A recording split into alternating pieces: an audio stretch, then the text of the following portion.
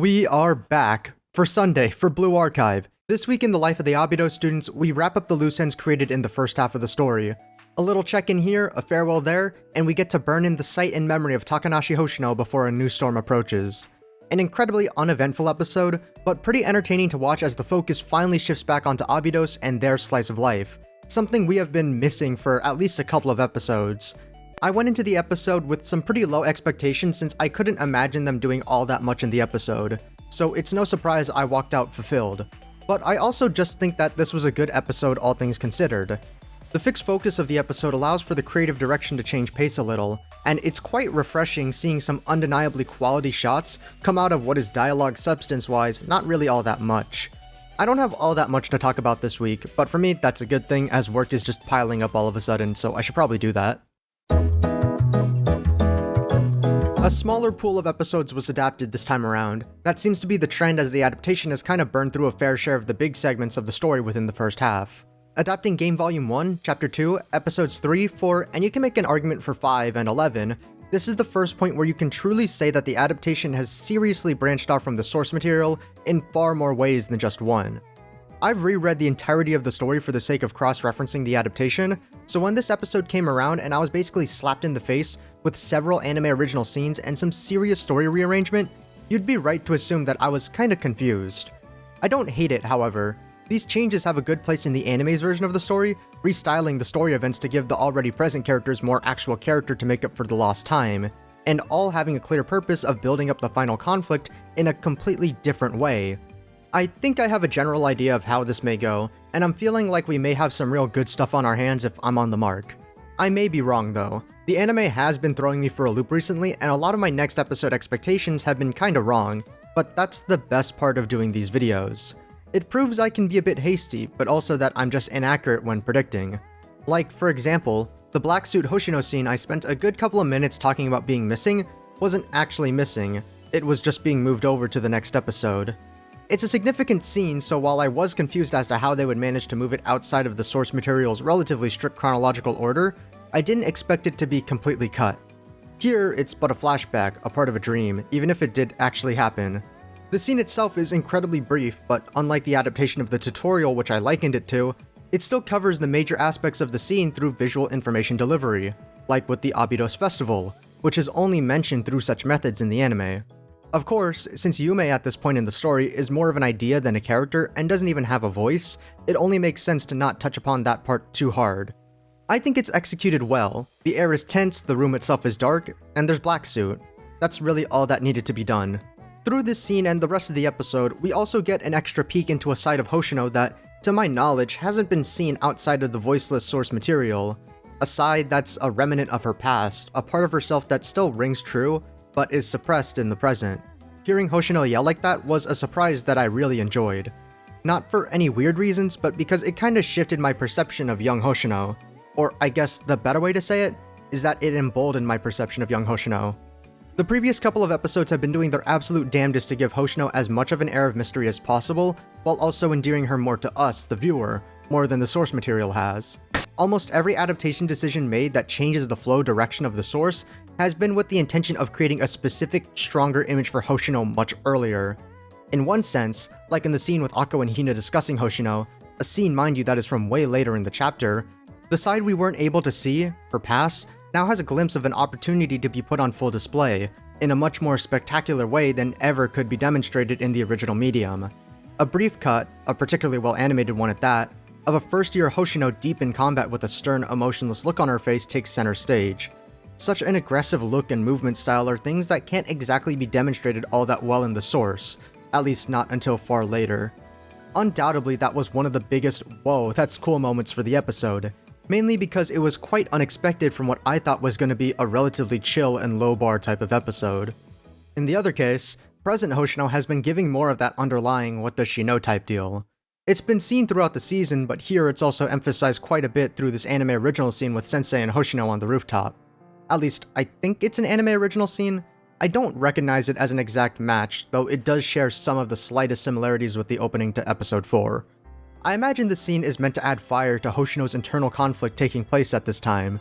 It's her love for her classmates but a lacking sense of self that eventually brings her to the painful conclusion that she reaches, That dynamic is clearly demonstrated here.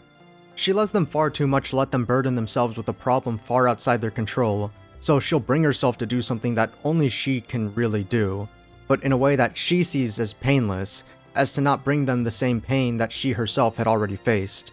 Anything super suspicious is all under her breath or in her eyes rather than her words. The adaptation wants to make it clear as day what's happening without exactly saying what's happening, and I think that it's succeeded so far. It's building Hoshino's struggle as one contained to herself, but eventually Shiriko and Sensei are gonna catch on. I mean, it's clear Shiriko already has, and Sensei is beginning to catch on as well, but the anime is burning in that wariness and sense of betrayal a bit slower than the original story, giving us far more time to let the characters be themselves before diving into the depths of the main conflict. They even end off the meeting that originally has them pursuing the Kaiser Corporation in the desert with a happier note, with Hoshino breaking the tension with her own song and dance. In the end, she really doesn't want her beloved Kohai to suffer. Both the suspicion and the development are laid out well, and it's only going to continue shaping up in the next episode. From the preview, it's gonna be filler, but a slice of life kind of filler, so it's either gonna be nothing special or pure cinema in the making, pick your poison. More time to form stronger bonds between Sensei and his students, and more time for the air to further tense up when the time comes. I also want Hoshino to be in the aquarium exclaiming that there's a fish, like in her momos. Now normally, after looking into the next episode preview, that's where I'd kinda wrap up and end it, but that's just the main part that I wanted to talk about. I still have a couple of minor things I want to talk about for the episode. Being all slice of life without a true combat scene has its perks.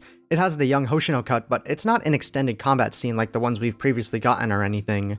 The animation and direction throughout the episode felt solid, and had a fair share of shots that, while not particularly gorgeous or anything, stood out when compared to itself in previous episodes.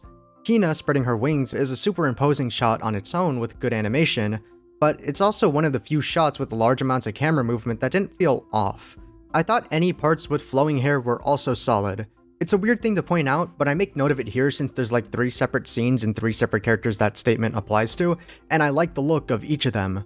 Really, the animation on the surface didn't get all that much overall, but it's the small quality of life things that make the difference to me.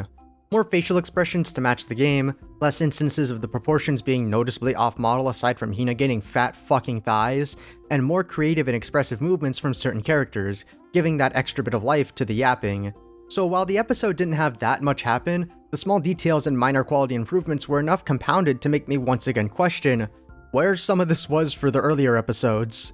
Regardless, we're gonna have to see how they can maintain or even improve the quality for the slice of life for the next episode, and keep the quality of animation as a whole the same or rising for the rest of the season. They've shown they can do it well with this episode and the last, so I hope that trend continues. And for the plot stuff from this episode, Problem Solver is still great, but they obviously don't have as much time in the episode as the past few, since they're leaving town in this one. They'll return later, but for now it's a farewell and some parting words from not Sensei, but Shiriko. The beef between Problem Solver and Abydos is entirely squashed now, but it's definitely a choice to put Shiriko in a place where Sensei would have been.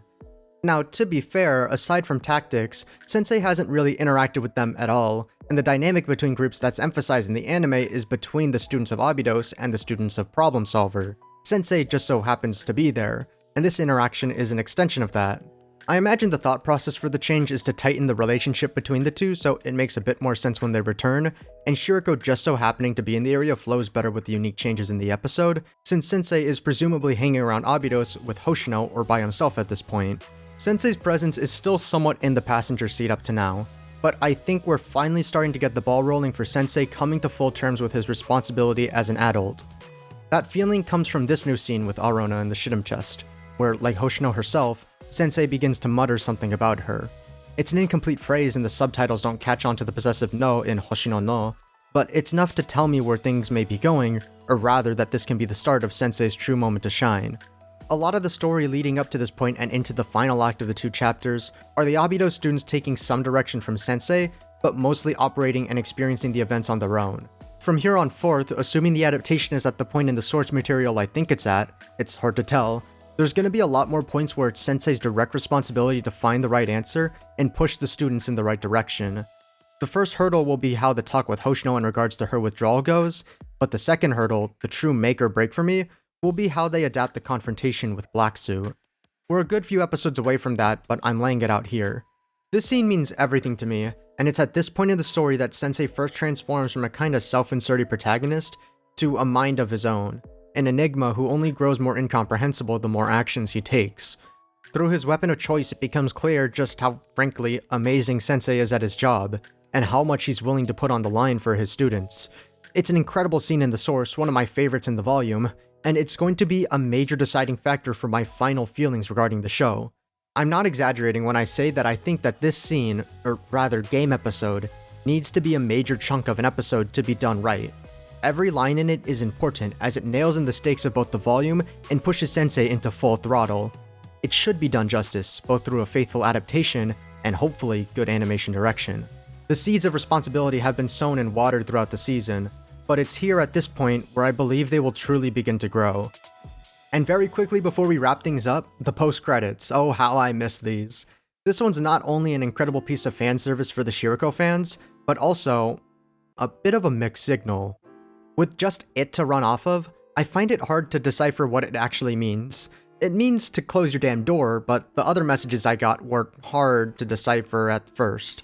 I saw some stuff floating on the internet on how it could be a hint at how this is the bad end timeline due to the stock handgun matching Kuriko's, and the OP heavily hinting at it, which would be as cool as it is absolutely devastating, but it could also just be a play into Shiriko's suspicions and paranoia, which would transfer over to Hoshino and her whole thing. That would make sense considering the current story rearrangements. The second thing of note from the scene is the shattering of the little glass spinny thing. First really showcased in the first episode, happily spun after a good day defending the school, it's now broken and all over the floor. What I took from it was that this is really the beginning of the end. Those playful days have finally come to a close, and that we are in the phase of the story that comes as a disruption of the everyday slice of life. It's no longer just defending the school from random goons, but a final struggle to protect everything that they hold dear against a corporation that will stop at nothing to get what they want. No matter what it all means, things are only going to get worse for Abydos, and one way or another, we'll just have to wait and see. Episode itself, good. Loved the direction and thought it was a fun watch. I thought the slice of life was fun and bustling with character, but I can't really say otherwise since the GOAT Master Shiba returned and was spectacular as to be expected. But I can only say so much about the slice of life when the episode had a platform, a purpose in being the true launching off point for the second half of the story. But it doesn't in a way that, doesn't feel completely ass to watch through. The cards for essential motivation and conflict were laid out in the last, but this is the one that begins to execute them, albeit in a very different way than in the source. As I said earlier, next time is a trip to the aquarium, a day of nothing but good fun for everyone, and stuff. I'm excited to see what comes next, as per usual. And that's about it for me this time around. I went full analytical this time around instead of just talking about whatever the fuck. A good change of pace for the videos? I'm not too sure. But regardless, like the episode, agree with me, disagree, leave it down in the comments below. I read all comments and respond to some when I feel like it. And drop a freaking subscribe as well, but other than that, it's time to actually end it here. You know the drill. Follow me on Twitter for goodness, join the Discord to talk archive, and, as always, happy camping, senseis.